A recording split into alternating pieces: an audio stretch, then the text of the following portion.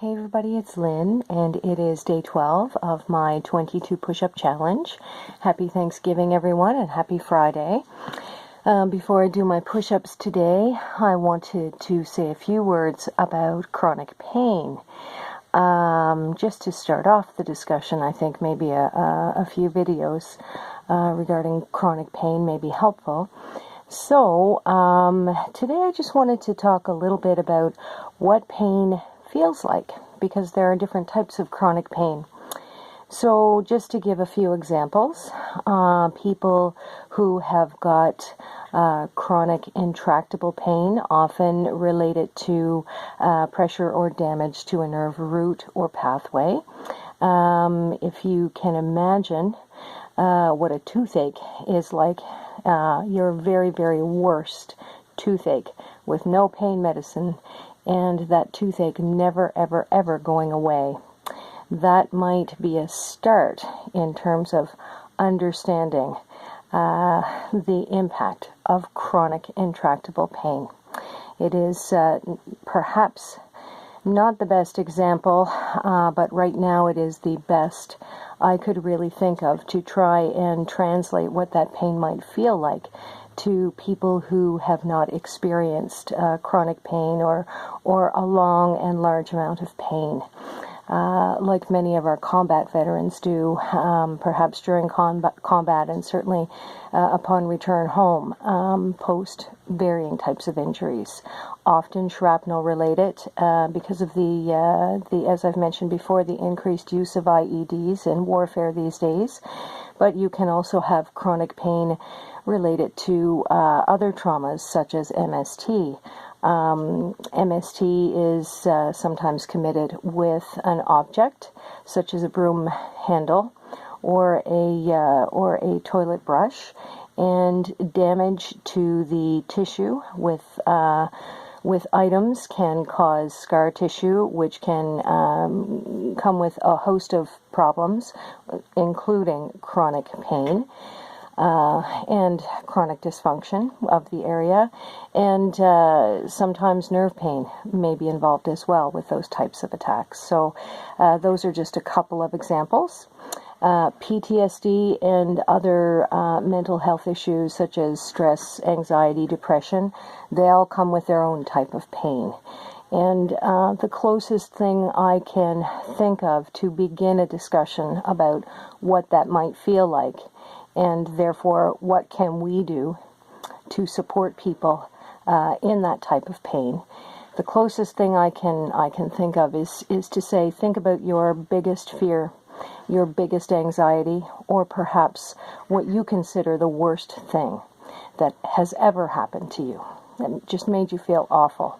If you can remember that and think about how you would feel if that lived with you every single day, and perhaps if that was something you couldn't, or perhaps you have this experience, or haven't told someone.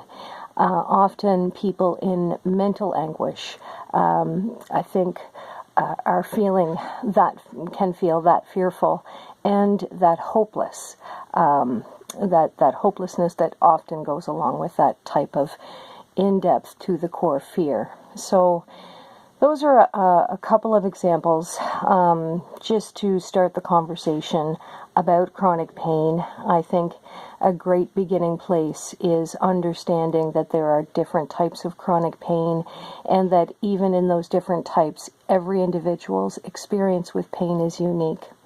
It is really important that when people tell us they are in pain, we not judge that.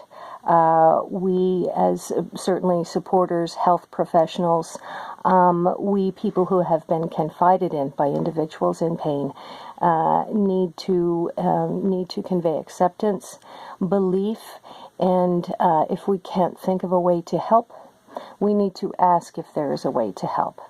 So these are all good starting points in terms of thinking about chronic pain and the impact that it has on our combat veterans, as well as, of course, their families and friends who may or may not be aware of the situation, but would certainly be affected by the effects. In worrisome ways or perhaps more difficult ways. Yeah, so I think that's what I wanted to say about chronic pain today. Oh, one last point that I will talk in a little more depth about if I'm able to find some really good research. But just in terms of combat injuries, traumatic brain injury is very common these days as well. And something that I think, again, family, friends, supporters, health professionals, and our veterans with traumatic brain injury may want to keep in mind that if areas to the brain have been damaged include, say, the pituitary gland, which is largely responsible for our endorphins, our natural painkillers, the response to pain the person with a traumatic brain injury may have is most likely going to be different than it was post TBI or pre TBI. Pardon me. And painful stimuli may affect them more so than in the past, or than it would you or I, than we would expect. So in terms of pain management with people with traumatic brain injuries, it's just something I think that is a good thing for us to remember. Almost first and foremost, their experience with pain may be different than it has been in the past. And of course, if we're going to do effective pain management, we need to factor that into the equation. Okay, so a few points to begin our discussion on chronic pain over the next few videos. And I'm going to do my best to do my push-ups now. And let's see how they go tonight. See if they cause me some chronic pain, or if I can push through my 22. Okay. Here we go.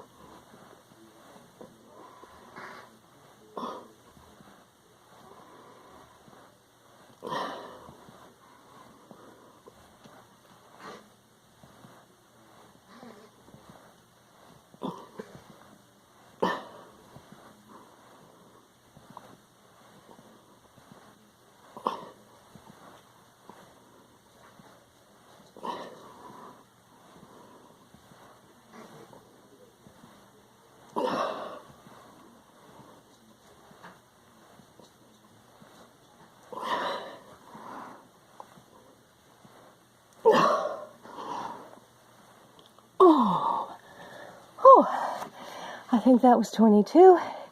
I will definitely check them, make up any I've missed. Thank you everyone for watching, supporting this challenge, being part of it, and most of all, always thank you for being such an important part of a super important conversation. Remember, protect the protectors, love our veterans. Oh, and check out the article I posted on Facebook today. Talks about different non-medicinal methods of dealing with chronic pain, and the advice is really good. So hopefully that'll be helpful. See you tomorrow. I look forward to day 13 of my 22 push-up challenge 2.0. Ciao for now.